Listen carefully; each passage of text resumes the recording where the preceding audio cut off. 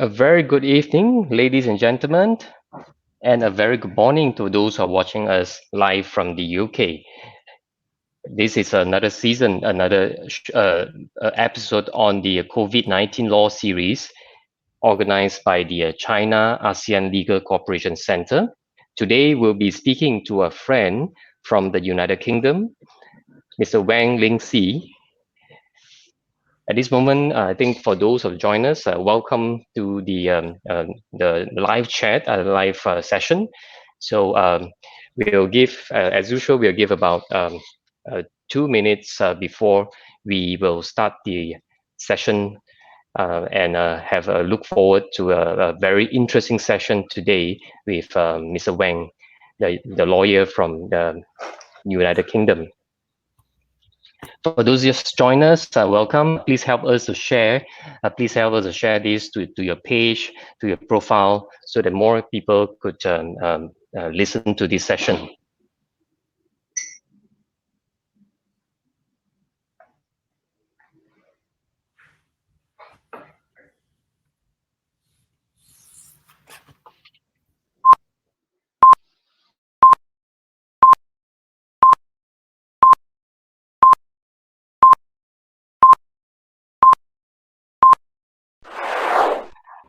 On May 14, 2017, in this blooming season full of vitality, the Belt and Road International Summit Forum was held in the beautiful Yangtze Lake, Beijing, the capital of China. More than 1,500 representatives from over 17 international organizations and 130 more countries in the 5 continents participated in this grand event and made their contributions. Shining with unprecedented energy, the age-old Silk Road, which was once a showcase, has traversed history, walking into people's heart and marching toward the future. The Belt and Road is escorted by laws. China ASEAN Legal Cooperation Center, CALCC. Hi, ladies and gentlemen. A very good afternoon, good evening for those who are watching us from Kuala Lumpur or from Singapore or the Southeast Asia region, and a very good morning to those who are watching us from the United Kingdom and the rest of the Europe. Today we'll be speaking to a friend, a good friend of ours from the United Kingdom. His name is Wang Lingxi, and also a lawyer from Kuala Lumpur, Miss Leng Wee Man. So before that, I think I'd like to welcome everybody. For those who just joined us, please say hello. We can see Chong Wan Xiong say hi, thanks. Hello, hi Chong. Good to see you here. And I think for the rest of the viewers who are watching us live, please feel free to say hello, and so that this session will be more interactive. It is not supposed to be too formal. It's going to be like a casual chat between good friends, which we are good friends. And yes, we see another comment from SJ Go.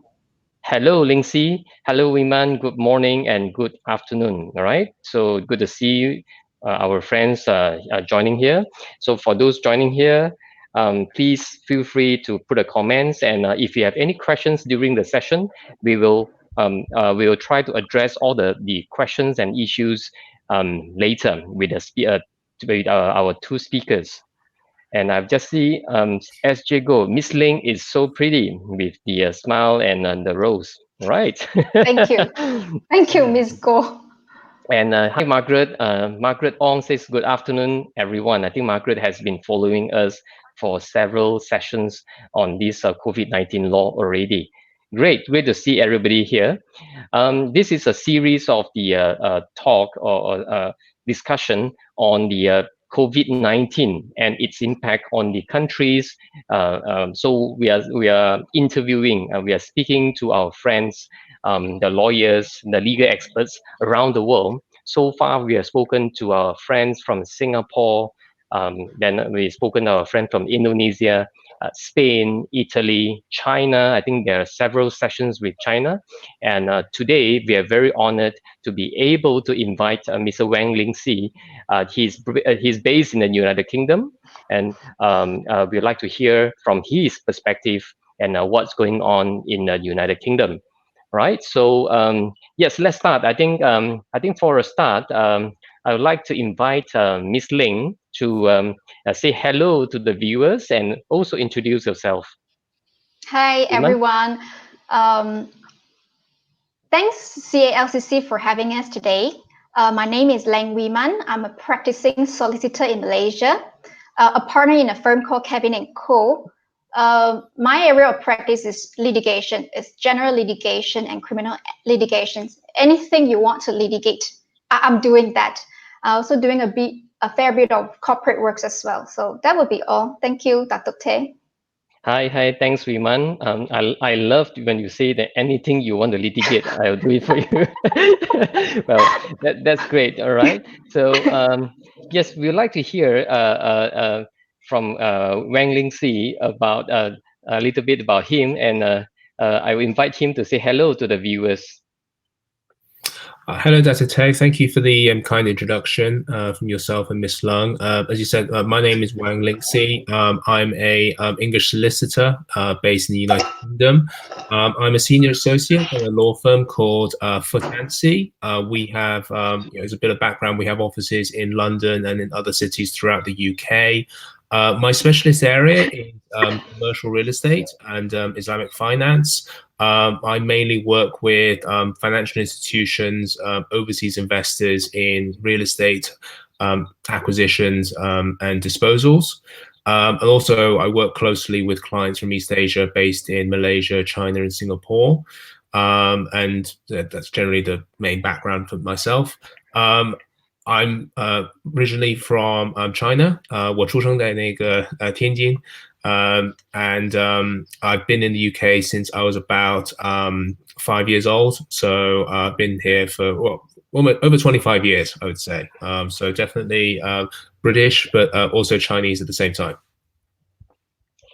Well, great, Lingxi. Good to see that you are actually practicing now in the UK, and in the meantime, you are able to converse fluently in 普通话. I think that will be an advantage because I think nowadays a lot of cross-border transactions requires a lot of communication in different languages. I think that will be something that your clients will look out for. Now, yes, I think if you look at the statistic today, the United Kingdom, I've just checked 170,000 confirmed cases with about 27,000 deaths at this moment. And earlier, we have also heard about the Prime Minister of the UK.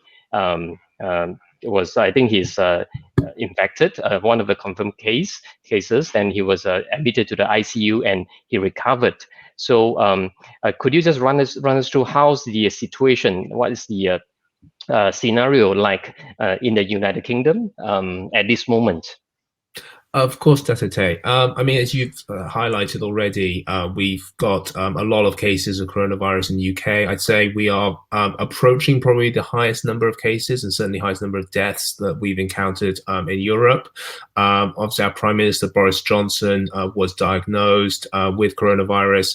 I think within the last week, he's actually now come back to work, which is obviously very helpful for managing this crisis. In terms of what the current situation is in the UK, I know that a lot of countries have already put in place, but we are still under a movement control order and also social distancing requirements. They came in towards the end of March and continue to be enforced. There is no unnecessary travel unless it's for a specific reason. For example, people who have to go to work. And I think there's also an understanding that people do have to manage their mental health, and therefore there is a permission for 1 hour of daily exercise a day. We are, I would say, in the recovery phase of coronavirus. I think the government is hoping that we have what the term is flattened the curve, and they've announced 5 tests for easing the lockdown. and the plan is until all of those test criteria have been met, the existing lockdown will then continue to remain in place. Obviously, because of the movement control orders and the lockdown in the UK, it's seen a general slowdown in the overall UK economy.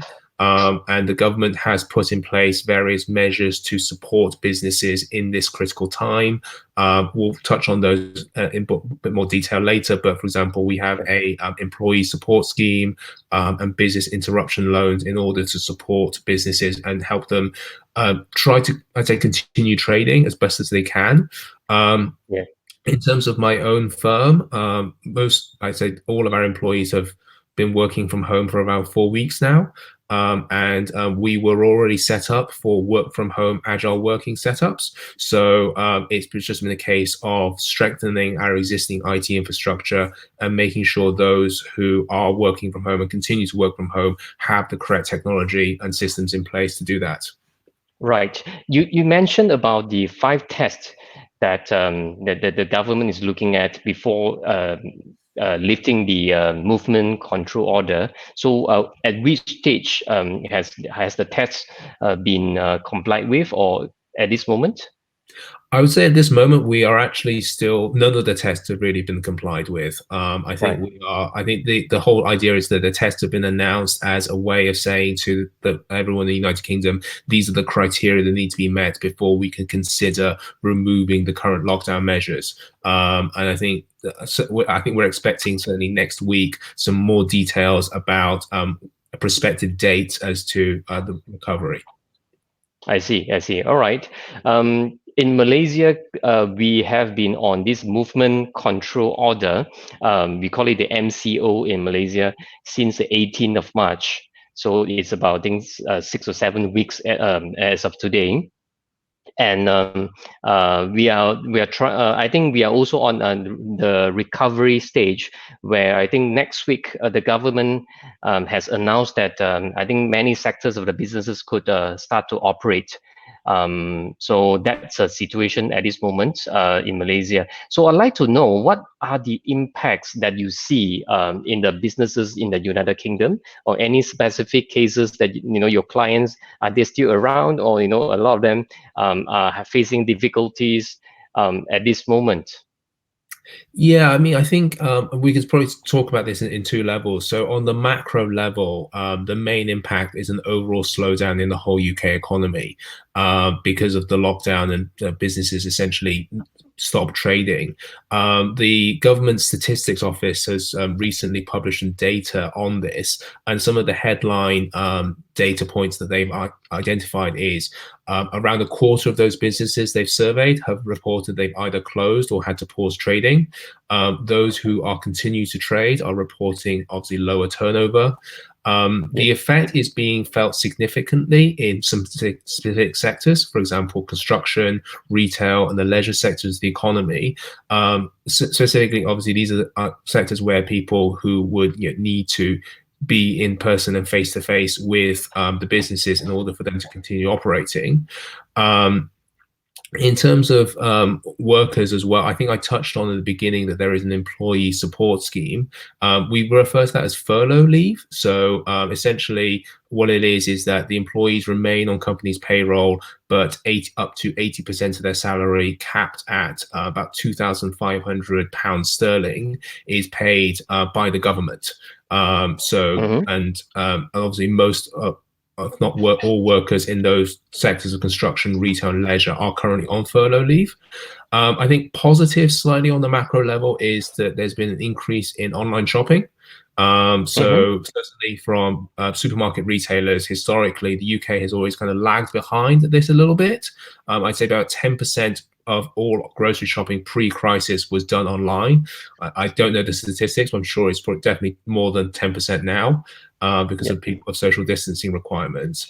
And I think there is a significant risk, this is the risk warning always with the UK, is that with a lot of other countries, we're probably potentially facing the deepest recession we are seeing since the 1920s.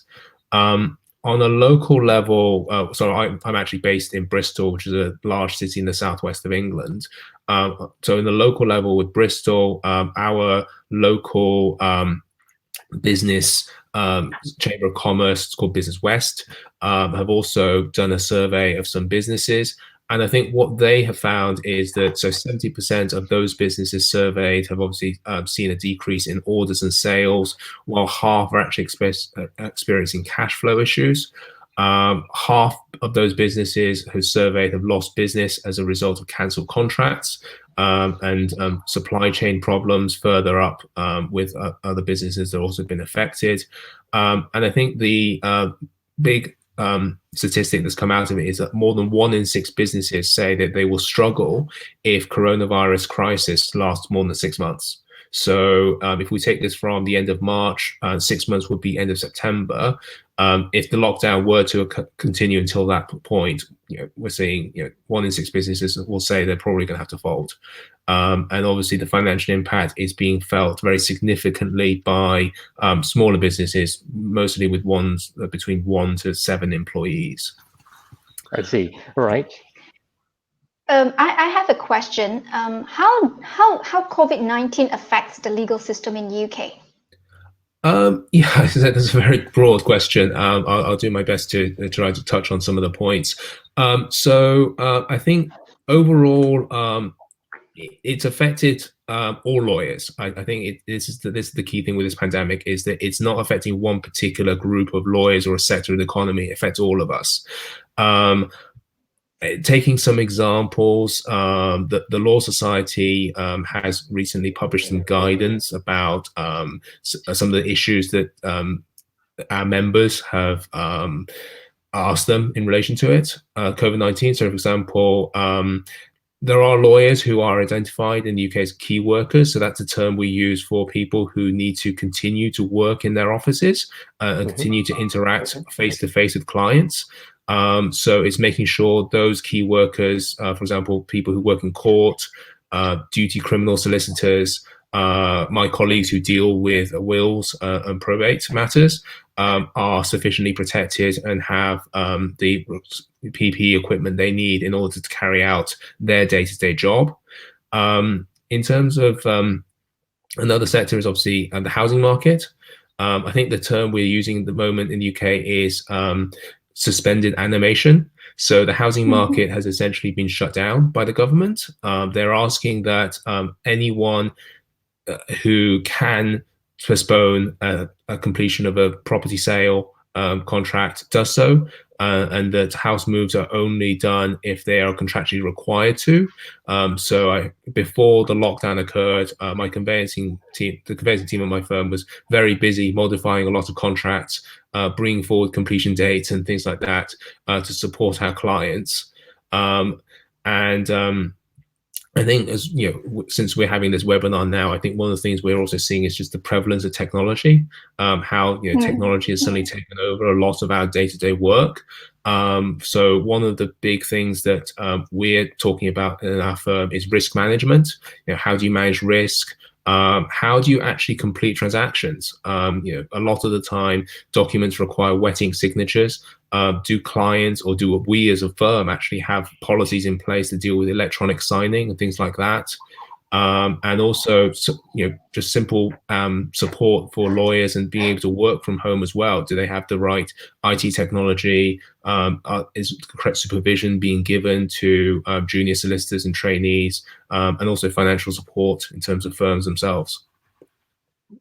Right. You mentioned something something quite interesting about electronic signing.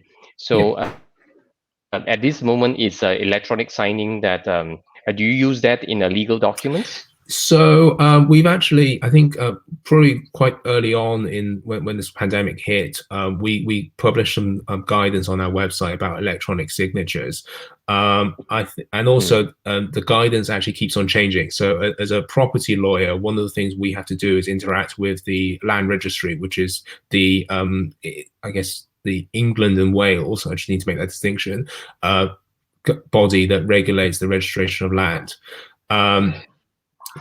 Originally, the guidance was that signatures should and always have to be in wet ink.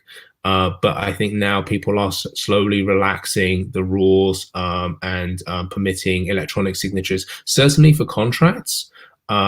deeds as well can be executed electronically. However, the witnessing requirements still continue. So that's something that the technology cannot get around. I think there's various software out there, Adobe Sign, DocuSign. These are all technology that we've used and worked with our clients on to sign documents electronically. I think generally it is acceptable to sign things electronically, but I think ideally we all would like to see wet ink signatures, but we understand that in this current climate, it's just not possible. Yeah, because we are also having some issues here, and this has been a hot topic among the conveyancing lawyers.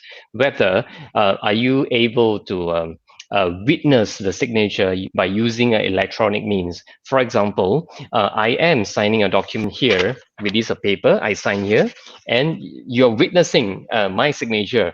But you're witnessing via a video conferencing. So the legal issue is, are you able to actually witness this signature of mine when I sign this? Do you have any precedent over there? Yeah, I think our rules are that that's not possible. So traditionally, witnessing of deeds was always had to be done by independent third party. So, for example, if you were to sign a deed, for example, your wife or your child who is over 18 could not be the witness. That rule has now been relaxed because people understand that you can only go to witnesses who are within your own household now. So the witness does have to be present. So you can't do a witness over Skype. So you can't sign and then your witness signs somewhere else. Both the signatory and the witness have to sign the same document, even if it is done electronically. Right.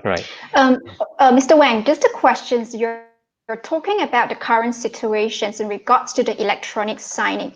I'd like to ask your view with regard to the future electronic signing. What's your view on this issue as a property specialist?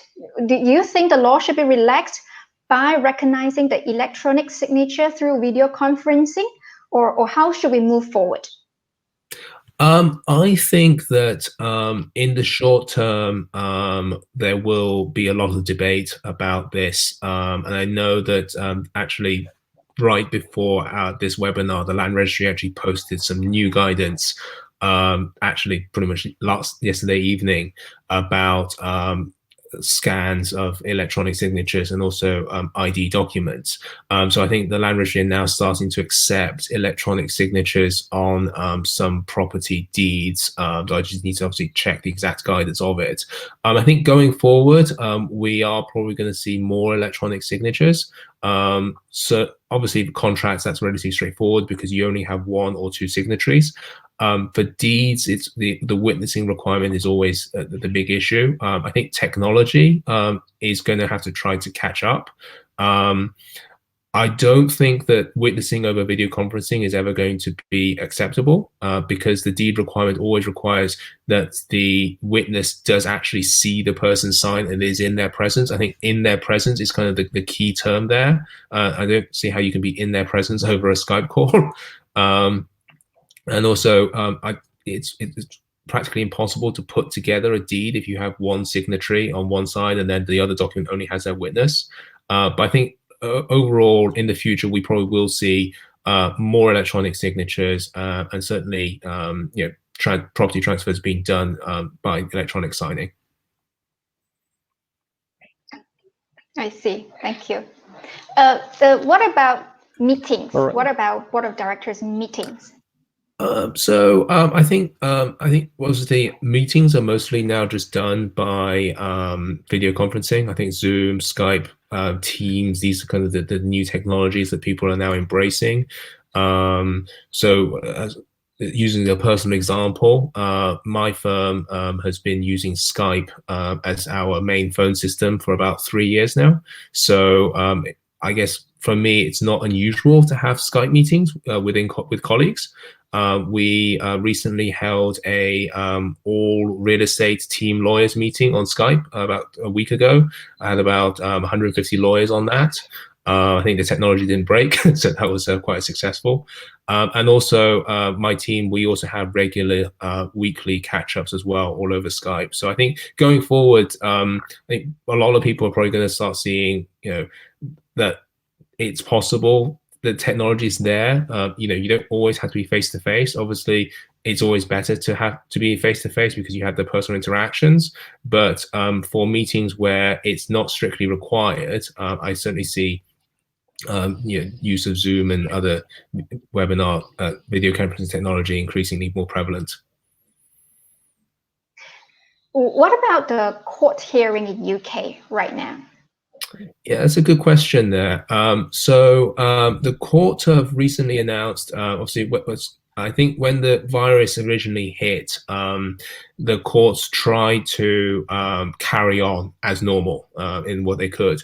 But once the movement control and social distancing requirements came in, the first thing they suspended was all jury trials. So the court services announced that no new trials should begin, and those in progress should only continue if they're safe to do so. So in terms of criminal proceedings, they've pretty much been slowed down to a very small number. I know that reading about this topic, I'm obviously not a litigator, that there are some courts that remain open, but it is very limited. Most courts are now doing everything remotely. So civil and family proceedings are taking place remotely via Skype, Zoom, and other technologies. From what I've read about this, it seems to have gone quite well. And what is quite interesting is that court hearings are posted on YouTube, and they are available to access by members of the public and legal media. So they're able to log in and follow and watch the proceedings as well. And I think one of the things that has happened as a result of this process is an acceleration in the use of technology for court hearings and other litigation proceedings. What we'll probably, this is my personal view, I think we'll start seeing is it being the new normal, certainly while we go through this recovery phase and possibly even beyond that. I know that there was already use of video conferencing for people based in immigration centers and places like that, where they may not necessarily be able to travel to court as easily. But certainly, I think courts are trying to do the best they can to get through this crisis and continue business as usual. All right. So, Weeman, I'd like to hear your view as well about the meetings and the questions that you asked Lingxi a moment ago about meetings and about e-signature. What's the view about, should we do that in Malaysia as well? I think I share the same view with Lingxi that we're going to have problem because we can do the e-signing. We can do it anytime, but the law requires it to be witnessed. So the moment that we allow electronic signing, so how do we actually witness the signing? So I think that contradicts each other. So this is the current situation. This is the current situation at this moment. But do you think that moving forward, because court system, they are going virtual already. Even for example, tax submission. You are submitting your income tax. The companies are submitting income tax, and there is a verification of identity by putting a certain PIN number or password before you submit. So that submission before you click, that amounts to a signature in the olden days. So having this thing, should the law be evolved to look at this new thing? In your view, it has to evolve, because considering the situation right now, we all recognize that we can't sign certain documents, but things have to move on. We have to submit the documents. So the law has to evolve with some technology. I think you're right. In order for us to accept the electronic signing, there must be a few steps to be established in witnessing the signature. And I think that's not difficult as well. Say, for example, you could have a lot of steps to verify that person's identity, and that data has to be kept by the government. Say, for example, then only you're able to verify that this electronic signing is from that person himself. So I think by doing that, yes, we're able to move forward to improve or to recognize or to legalize the electronic signing. So it has to be this way. Yeah. I think that will be a situation moving forward because at this moment, I think, for example, those who are badly hit financially, they want to, for example, take a loan, a mortgage. Um, so they need to charge or mortgage their property in the land office or land registry in Malaysia or in the UK. But the problem is they have to keep the social distancing, and nobody would they can't meet the solicitors or the lawyers physically at this moment. Then that poses a real question. How does the transaction take place? And I share the view as well. I think moving forward, I think this rule should be allowed relaxed because if you look at the bigger picture, even tax, as I said just now, even tax submission, we are using electronic means. So we're looking back at the e-signature. The worries is about, number one, is identity, whether the person is the real person signing as a signature. If that could be addressed by having the verification measures. And second thing is, of course, whether the person is signing under duress, or if you are in present, you are able to see, but behind the cameras, you do not know. So I think I think that the law is something that we can think of in the future. But moving on to the impact that we are seeing now in the United Kingdom about this employee support scheme that Lingxi mentioned a moment ago. At this moment, what you said is that I think certain percentage of the salary or wages is subsidized by the government, right? Is that a maximum month, the number of months that the government will subsidize? Is it 3 months, 6 months, or is it going to be longer? Yeah, so that's okay. So the official title is the Coronavirus Job Retention Scheme. It came into force as part of the coronavirus legislation in the UK. So obviously, businesses overall are under pressure to cut costs, and obviously the government would like to avoid any employee redundancies. What employers are doing is it's a mixture of measures. So one is asking employees either take a mixture of voluntary or mandatory furlough. That's the term we use for when employees go on this job retention scheme, or work reduced hours. So the scheme itself has been now extended to the end of June. The idea is that obviously the employees remain on payroll, but they are not allowed to carry out any work or services that benefits the employer that furloughed them. The government will obviously pay 80% of their previous salary, capped at £2,500 sterling per month, which is around 13,000 ringgits. Employees are entitled to continue to take their annual leave, and for that annual leave period, employers are actually obliged to pay 100% of their salary. And I think one of the things that will probably be a concern to some of the viewers is those employees who are on visas. What the government has said is that employees on visas can be furloughed and that would not breach the minimum salary conditions within their work visas, which we have in the UK as well. Yeah, all right. And there are some questions from the audience, the viewers. What is the minimum wage currently in the UK now? Oh, that's a very good question. I don't know the figure off the top of my head. No worries, no worries. We'll find out shortly. I'm not surprised that Mr. Wang is not aware of the minimum wage, because I think he's at the high paid category. So he's probably not sure what's going on. Pays way beyond. Unfortunately, I'm not an employer, yes, so that's kind of one of the reasons probably I don't know the figure. But I could have a very quick look. I think it's so the current rate is about £8.72 per hour. Okay, that's the minimum wage. To answer SJ Go's question, okay. Another question is: working from home or flexible working hours common generally in the UK? In the UK prior to the COVID-19. What about in the legal industry? What do you find most challenging working from home? Okay. It's a three-part question. Turning to the first one, flexible working hours. I think generally, certainly within the legal industry, we have the advantage that as long as we have a computer and internet connection, we are generally able to work from home. So it was something that a lot of businesses were looking at, agile working and accommodating employees. So certainly here at Fortancy, we were set up for agile working. We had people who were working agilely, whether that was from home, from client offices, and anywhere that they needed to do that.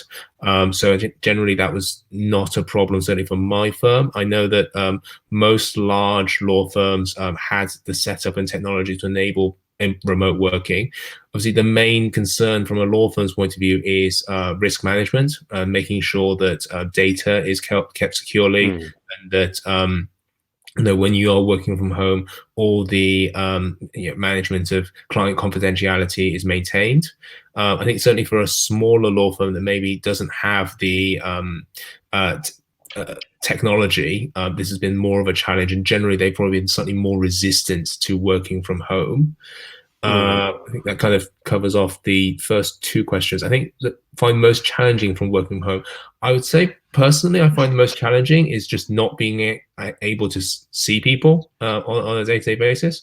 You obviously work by yourself.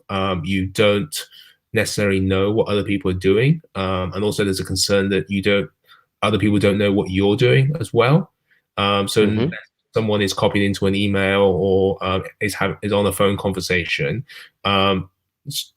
certainly from a junior employee's point of view, it's making sure that they have the right visibility internally with their partners and supervisors, making people aware that they are doing what they can, and obviously if there's any issues with work-related issues of capacity and anything like that, speaking up. I think from someone who supervises some junior lawyers, supervision is obviously one of the key things, making sure that people have the right levels of supervision and know that they're able to contact you if they have any concerns. Right. I would like to ask the same question to Wiman as well. So what do you think is the most challenging things when we come to working from home? The same, what do you think? Fine. Yeah. I think it's actually the same problem everyone has. I think it's discipline from your colleagues. You could be working at this X hour and your colleagues may not be working at this X hour. So you probably can't expect that response coming from their end at the same time. So that frustrates you a lot, So I think discipline or working from a different time zone or things like that is the biggest challenge that I face. And other than that, I think it's fine because it's okay. I can actually speak to my clients over the phone or have video conferencing. And I think in Malaysia, it's still much better. We do have our e-review. We have our e-filing system. Nothing slows us down in the respect of litigation. We can still file our documents through our system. We can do it anywhere we want right now.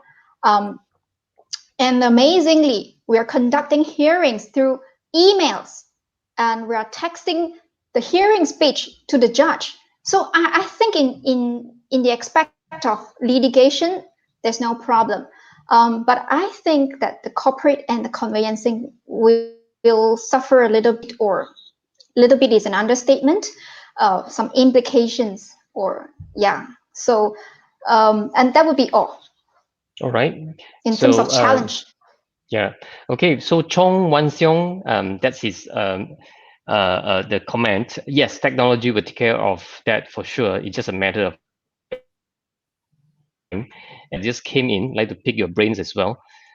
Is from Chin Chu Pek Chin Chu.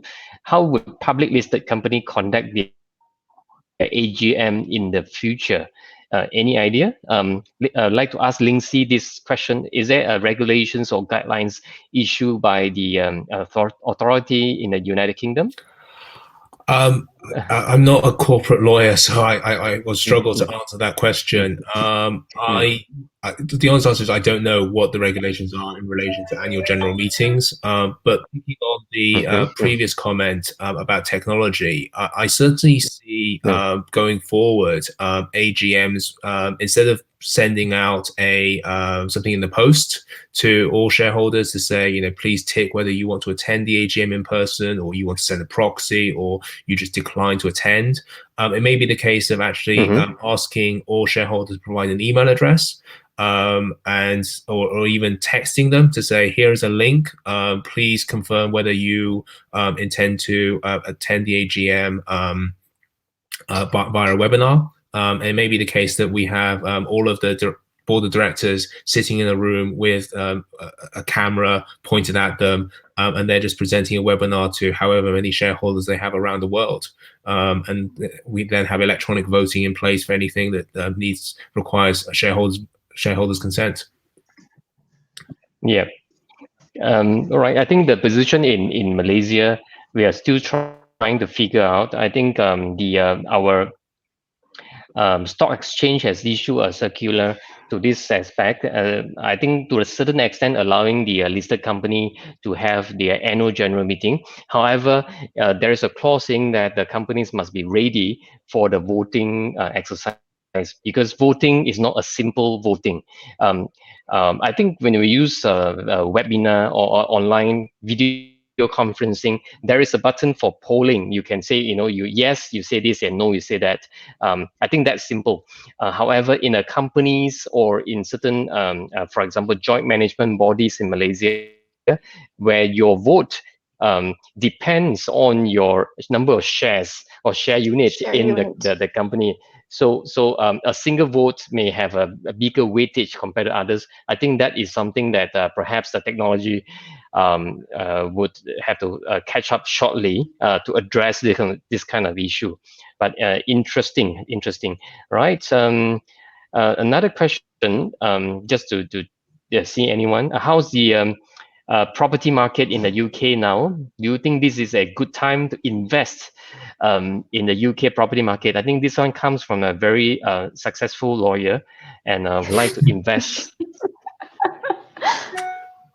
Yeah, so the UK property market. I think I'll speak in two sections. So obviously we've got the main residential housing market, which essentially is in suspended animation. So all estate agents are their offices are more or less closed.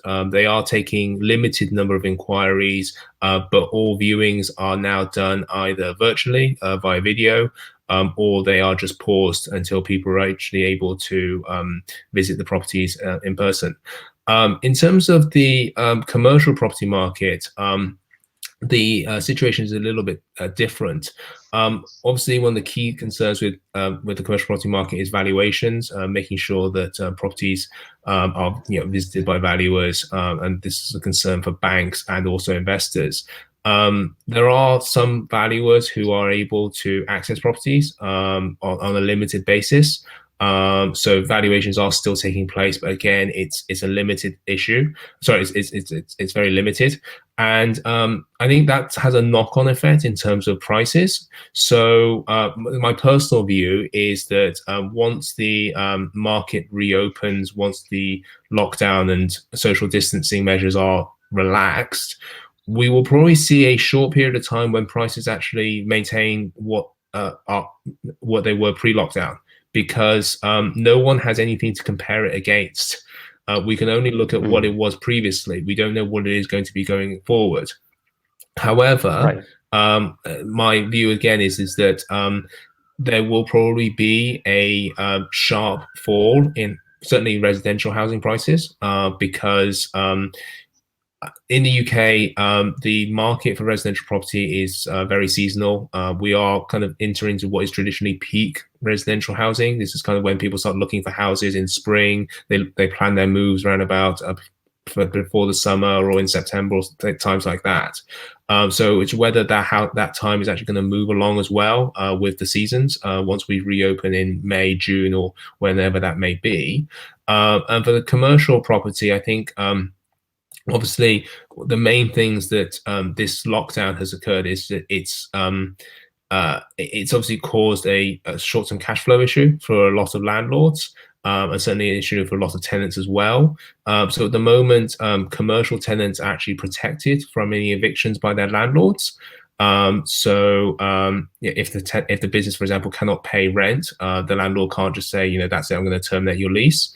And that measure came into effect around about towards the end of March and is continuing until the end of June.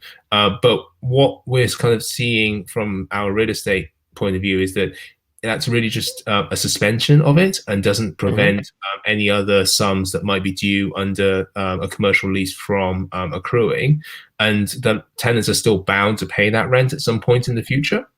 It may just be the case we're pushing everything down the road to when the lockdown ends. That's when we'll start seeing some of the forfeitures and other measures taking place. All right. You say that it's a suspension, and how long is a suspension of the payment rental? Yeah, so the measure came into effect from the 26th of March, and it ends on the 30th of June. In the UK, certainly for commercial property, rent is traditionally paid on what we call the quarter days, and the most recent quarter day was actually the 25th of March. We were in the run up to the crisis. So obviously, the suspension only took place on the 26th of March. Rent was technically due on the 25th of March. What you found was a lot of tenants didn't pay rent. So I think a survey was recently published by a surveyor who surveyed over 18,000 properties, and the landlords reported only 67% of rent and 56% of service charge was paid on the March quarter date, and that's obviously had a really big impact on specific landlords in the retail, hotel, entertainment, food and drink, and those sectors. And I think recently one of the big retail landlords in the UK has just published some new news about measures they're putting in place in relation to that business, because obviously, if no rent's coming in, they have cash flow issues as well, and they have loans they need to repay the bank. So everything is interlinked. If one retailer decides not to pay rent, then that has a knock-on effect further up the economy. Yeah. Is there a loan moratorium applicable in the UK where the loan obligations to pay the loan installment is deferred to a later date? Yeah, so there is a loan moratorium. So one of the things we've been working with is some of our bank clients on loan moratoriums. The guidance is that it's for 3 months. And at the moment, it only applies to residential properties. So if you own your own home or you have a investment residential property, then you can apply for a 3-month loan moratorium. Banks are generally agreeing to them.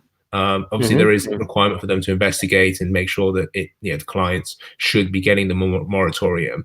But the guidance from the Financial Conduct Authority in the UK is that if you can, you should be granting these moratoriums to assist clients. Sure. I want to ask if at all it is free of interest or compounded interest. Yeah, so the guidance is to say that interest will continue to accrue. So what will happen is obviously you're suspending the loan payment for that period, and then you then reset the interest with the accrued interest when the moratorium period of 3 months ends. So the position is the same in Malaysia as well. I think the interest will continue to accrue. Right. Okay. Next question I'd like to ask Lingxi is that about a specific law that is enacted to address the COVID-19 issues. Of course, we have heard about the COVID-19 Act that is enacted in United Kingdom. So I'd like to ask what is the structure, what is the impact, and how does it what's the implication of the new act that is just passed by the Parliament? Yeah, so yeah, that's right. It's the Coronavirus Act 2020 that was passed on the 25th of March. It essentially grants broad emergency powers to the government to slow down the spread of the virus, and it forms the legal basis of the movement control orders for citizens and businesses. The act is, for the moment, limited for a 2-year period.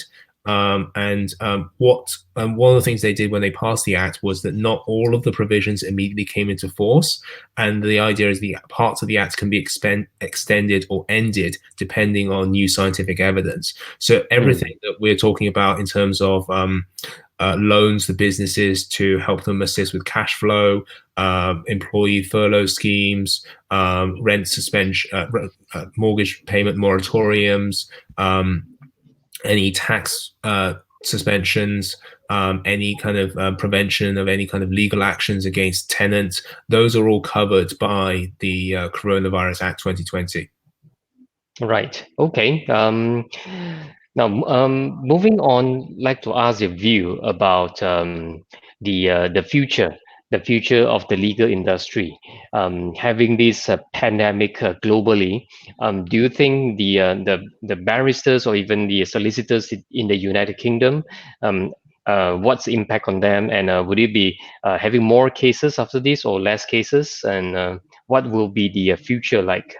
What's your view? Yeah, I think there's a couple of things. Certainly, personally, I think we could take away from this coronavirus pandemic and look at in the future. So, in terms of work streams in the short term, obviously, there's increased work for insolvency, restructuring, and litigation practitioners, and there's also a fall in the number of corporate and real estate transactions. However, that may also be offset by firms who happen to be working with specific tech companies who are obviously doing a lot of business during this pandemic. And I think one of the things we touched on is obviously technology, the fact that we're going to be using it more and more, certainly while social distancing continues. So even though people may be able to go out and about their daily business, the 2 meter social distancing does mean that I think we'll probably have more meetings via video conferencing. And I think that's probably just going to be something that's going to be used more and more as businesses realize that oftentimes you don't need to have everyone in the same room all the time. You can do things by video conferencing, and that obviously saves time and costs in the long run. I think one of the things we also touched on was agile working. So law firms were already looking into it, and I think some law firms, I should say some, kind of use that phrase, agile working, but it was kind of like they only said it, but it wasn't something they actively promoted or necessarily actively embraced. I think since we're all having to work agile for a long period of time now, I think it will probably just be more prevalent. If someone were in, say, 2022 applying for a associate position in a law firm in the UK and said, by the way, I want to work 2 days a week from home, is that going to be okay? I think most law firms will probably say, yeah, that's fine. We have the technology in place. We can provide you with all the setup you need. And, it's not, it wouldn't be so much of an issue. And finally, I think one of the things that we're seeing a lot of, and this connects to the real estate sector, is just office space. A lot of law firms have a lot of office space to hold a lot of lawyers in there. We have a skeleton staff in some of our offices who are helping to manage posts and also doing a fantastic job with that. And also anyone who are designated as key workers who need to be in the office. But I think a long-term impact might be that when office leases come up for renewal, firms might decide to reassess their decision on whether to keep the amount of existing office space. And also, while social distancing is in place, where we have a lot of people cramped into offices, or we work open plans or pods, it means less desk space in the short term anyway. So conference rooms might have to be used as workspaces, and employees might start thinking, well, actually, if I'm able to work effectively from home, over 4 weeks, I can continue doing it. Do I, strictly speaking, need to go into the office every single day, all the time? And as an office, do we need, for example, if you have 150 employees, do you need to maintain 150 desks? Do you only need, say, 100 desks, or maybe even less than that, because people are only popping in and out for post scanning and things like that? Right. Mr. Wang, I'd like to discuss or ask your view about an article that is circulated here. It's published by the Law Society on the 3rd of April 2020. and which says that it's about 70 to 80% of the law firms would fold by the end of the year. So I'd like to hear your view on this, and what are the steps could be taken by the law firm to circumvent the situation?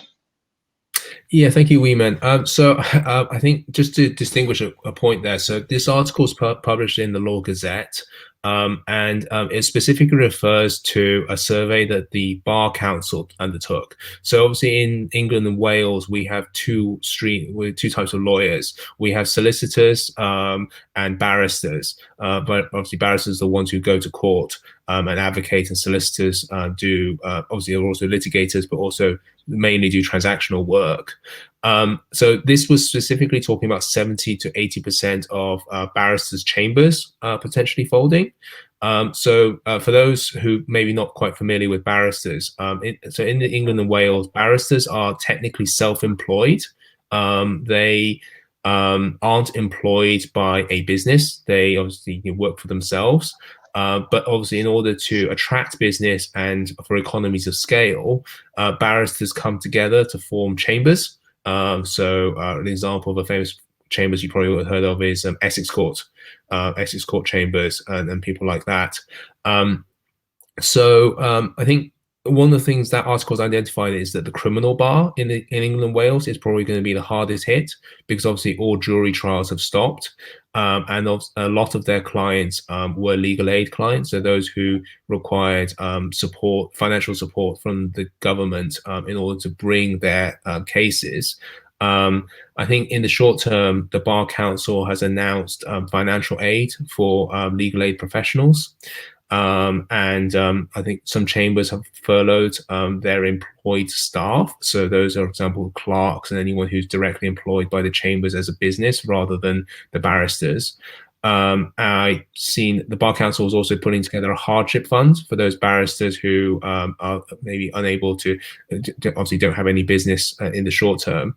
And also there's a campaign to ask the government to extend financial relief to criminal chambers, and also relief for those self-employed barristers, because at the moment it's a very technical point, but there is support for self-employed people in the UK akin to the furlough scheme that I touched on previously. The equivalent has been rolled out for all of those who are self-employed, which obviously barristers will fall into that category. But one of the things that has caused a slight issue is that in order to access that scheme, you need to provide your tax returns for the previous financial year. New junior barristers obviously won't have any tax returns for that previous financial year. So one of the cases the Bar Council is lobbying the government for is to allow them to use, I think, the 2019-2020 tax returns as evidence of their source of income. Right. I hope that answers the question. Yeah. We have another question from the viewer, from Miss Go. She's quite active here, and she said, would the lockdown? I don't know whether you have the answer, but if you do, do share. Would the lockdown in the UK affect school or higher education institutions, examinations? Will the exams dates be postponed? The bar vocational course, I think you have a new name now, usually have the exams in September, if I remember correctly. Will it be postponed this year? Lingxi, do you have any information on this? Yeah, so I could talk a little bit about school and higher education exams. I think from what I've read, I know that most schools are now talking about preparing coursework equivalent instead of exams, or looking at assessments that were carried out during the year, during the current academic year before the lockdown occurred. So I think that generally is how schools are dealing with it. In terms of higher education, my understanding is that it varies from institution to institution. So some are saying that they would like to have some sort of coursework, and for example, it's uploaded online, and then students have a period of time in order to answer that coursework question and submit that to the university, or they could look at their assessments during the year as an alternative as well. I don't have any specific answers about it's called the BPTC now, which is replaced the old bar vocational course. I don't have any specific rules about that. I assume that they're following the same rules as they previously did about pushing back the dates for qualification. All right. Okay. Thank you, Lingxi, for the answer. Let me just pull out certain comments. This is from Chung Ting Fai from Singapore. Say hello, Wiman. Hello. Then Chung again. I suppose this is for Hi, Lingxi. Mr. Chong. Hi, Mr. Chong. And Dato Ricky say Ling Ling. Hi, hi. So You refer to me or refer to Lingxi? I think that's oh For the yes, recent yes, comment. yes. Yeah, Ling Wiman and Wang Lingxi. All right. Yes, yes. All right. Interesting. And Margaret say welcome to this talking session. Thank you. Okay. So oh yes, there's another question. This is a question for Wiman, specific for Wiman. Hi, Dato. Josh, Kevin. Then he asked question to Wiman. How long do we expect before law firms can bounce back financially after COVID-19? Yes, Wiman. Oh, this is a very tough question. It depends on the firm itself. There's no fixed answer, but I conservatively, or rather optimistically, I think it takes at least 3 months to recover financially after COVID-19. I Mhm. think I'm very optimistic. I think at least 3 months we're able to bounce back like before. Right. Lingxi mentioned this term agile working. I think a couple of times. So I'd like to ask Wiman, what's your view about this kind of working moving forward? Um, what do you think about this? I think everybody, all of us, do not have a choice but to adapt to this current way of working, the agile practice. And first of all, I think to adopt this, we need to have self-discipline, and that law firm has to have sufficient support to the staff. We need to be able to have a very good data to keep our clients' information. We just need to adopt to that, and I think it talks. I keep on talking about discipline because it's only discipline that is able to help us to work remotely from home and to serve our client, and that's the only way. Because I think the technology is so well equipped right now. We have all sort of applications, Yeah. all sort of system. We just need to employ the correct medium in order for us to work and serve the clients better. Interesting. Follow up from what you have answered just now. What needs to be done in order that we can to bounce back within 3 months? Oh, yeah, that is a very good question. I think I'm not able to answer what needs to be done first, but I'm definitely able to answer what not to be done. What I foresee there will be a problem after COVID-19, and that is price war. And I'm talking about Malaysia. I'm quite worried about the price war between the law firms because, in order to bid for the job, people will actually reduce the price, reduce the price, reduce the price, and reduce the price. So to lower, lower, lower, and lower again. So in order for us to bounce back, first of all, I think all the lawyers must not enter into or go into this price war. And what needs Right. to be done is continue to do what we are doing right now to serve our client. We need to have a very good system. We need to have, we need to be able to adopt to the technology. Mm. All right. So from what Wiman said about this price war, I term it as giving a more competitive fee, and we have seen it in during this movement control order during this period of time. The restaurants they're giving this MCO price, and we're seeing a lot of courses online. Usually maybe it's $1,000, but MCO price is $200, for example. So I think what Wiman said that worried about this price war. after this MCO is lifted. Do you think that that would be a problem in the United Kingdom? Do you foresee that lawyers or offering more competitive rate just to grab the work? Lingxi, I'd like to seek your view on this. Yeah, Dato, I think as lawyers, our clients are always demanding us to do more for I don't want to say less, but more for what we're obviously quoting them for. I think in the UK, certainly in Wales, we have a very competitive legal market, and certainly after the last financial crisis in 2008, there was a certain level of law firms. I would say very large law firms putting a lowball fee quote, I guess is the term we tend to use in the UK, certainly a lower fee quote in order to secure the work.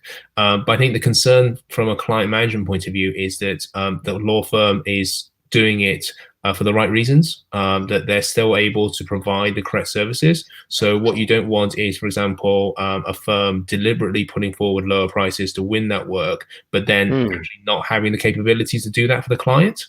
And also the other concern from a client's point of view is you don't want a firm to say, come in, quote very low at the beginning, but then as the work progresses, start suddenly saying, well, actually, hold on, I need to increase my fees a little, 10% here, 5% there, and then eventually by the end of the transaction, they've kind of almost got to where they would have been if they quoted at what they usually quote right at the beginning. So I think that's from a client point of view, just to be very careful about that.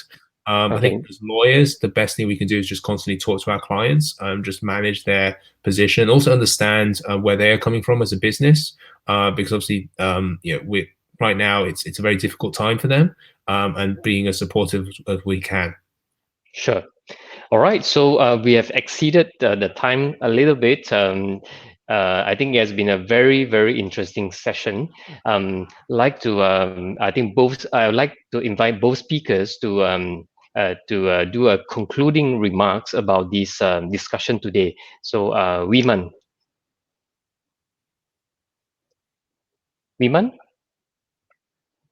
I have a few things to say after this COVID-19. Sure. Can you hear me, Dato? Yes, the line was lost a little bit just now, but I think now is okay. Yes, we are listening to you now. Yeah, now it's okay. Yeah. Okay. So I think I have a few things to say. Sure. That is number one. After this MCO, I appeal to all the lawyers: do not be harsh to each other. I'm talking about the litigations. There will be a lot of technicalities that will happen. So I appeal to all the lawyers: please do not be harsh to each other. There will be times where people are not able to e-file the documents, not able to comply with the court's directions, not able to serve the submissions or file the affidavit on time. I appeal to all the lawyers: please don't take this opportunity to challenge the case with all the technicalities. Number two is the court's perspectives. And I also wish the court to be more understanding and compassionate to lawyers and not to strike out any matters on technicalities. More leeway, more time extensions to be given to the lawyers to comply the court's direction. Number three, of course, is my biggest concern, because this is what I foresee that it will definitely happen. And that's what I have mentioned earlier to Dato Kevin. It's the price war. Because after this COVID-19, I think a lot of lawyers, whether you like it or not, it will be a reality that there will be lawyers who will be retrenched. And they will come to set up their own chambers. While I encourage chambers system or new chamber practice, I wish that the lawyers don't come into the price war and just slit the price.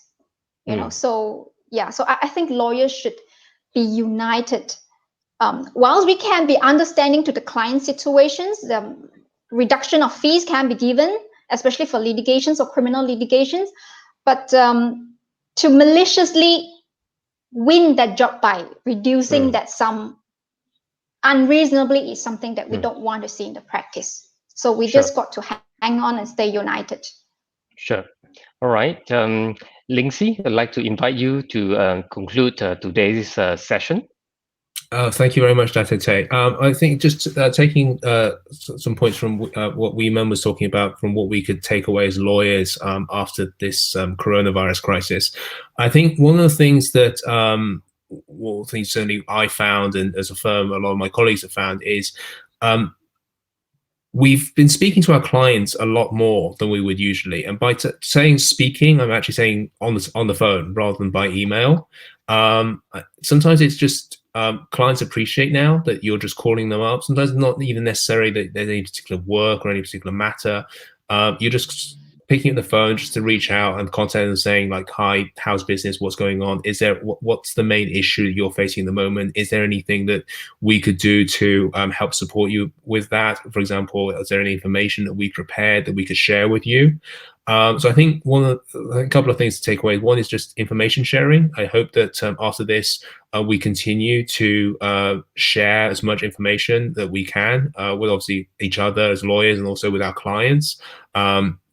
To help each other with the issues that this pandemic has caused. And also just being refreshingly human. I think one of the things is that because of all this video conferencing and working from home is that we've kind of had an insight into the other side of people's lives. And I think certainly prior to that, even as lawyers, we might have been in the box. You were the lawyer that day, but then you have another side to your life. You have a family home. You might be a husband, wife, father, son, daughter, wife, and anything like that. I think just keeping that as well and being able to show that to clients as well as to each other that we are more than just our jobs, and maintaining that level of human contact and showing that we are more than just legal technical experts. We're there to as a sounding board, just to talk about things, even if it's just like this, sharing information between colleagues internationally. Sure. I think that's the very reason why we are having this conversation today. All right. So now this comment, Xiangju says, thanks so much, Lingxi and Wiman, for the very informative session and for answering my questions. I enjoyed very much. We liked. All right. So I think that is a very good way to conclude the sessions today. I think, as I mentioned, the reason of the China ASEAN Legal Cooperation Center, the CALCC, organized this series of talk is to say hello to our friends around the world. Previously, I think a lot of us are busy at our respective work, but at this moment, I think it is important to reach out to our friends and also to discuss in a very casual manner. It's not too formal, to basically pick each other's brain to brainstorm on certain issues. Today, I think we have heard so much of the issues from the United Kingdom's perspective. One word that really goes in my brain is agile working. I think he has mentioned a couple of times. I think this is so important because in the legal industry, I've said it before, a lot of us are very conservative and traditional, very hard copy person, and you have to meet the person physically. But I think now the situation is different. We got to adapt to the technology. We got to adapt the more flexible working, and I think by using technology, I think this is the only way to go. And I think Wiman also mentioned about while a lot of firms are suffering, please do not enter into price war for the sake of for getting a job. I suppose you can go competitive. The reason is, for example, less traveling. Perhaps you can transfer the savings to the clients because you save time and you save the traveling expenses. But don't undercut yourself just to for the purpose of getting a job. At the end, you're unable, like what Lingxi says, quote something, and you're unable to perform. You're unable to deliver, or the additional costs will come in much later. So it's not looking well. And I love what Lingxi said about being human.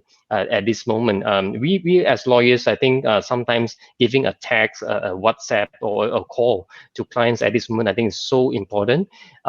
Keeping in touch with everybody during these difficult times, not necessarily speaking about work. Sometimes personal life, how their kids and how their family. I think this is something that is very much appreciated. Both sides, both sides. I have clients calling me as well. How are you doing?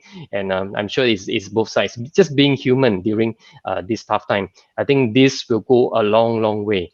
So I love this session because hearing from Lingxi, Bristol, I love the place. I graduated from University of West of England. So Bristol is a place that I love very, very much. And I look forward to be able to fly again,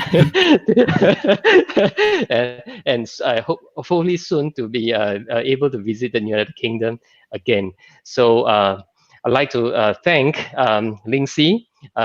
Today is a Saturday. You're willing to spend the time with us. Thank you so much again.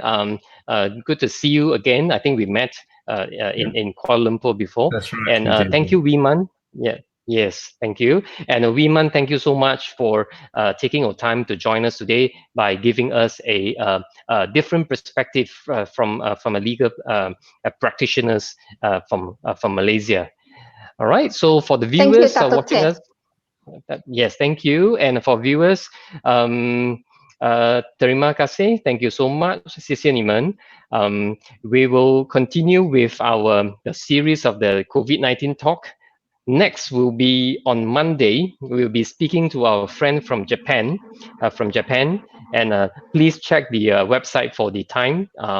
We'll share all the information. And whoever watching us live now, please share this information. And watching us later, please also help us to share this. With that, thank you so much, and we'll see you again. Okay, bye-bye. Okay, Thank you. Bye. Thank you. Thank you. Bye. Okay, bye.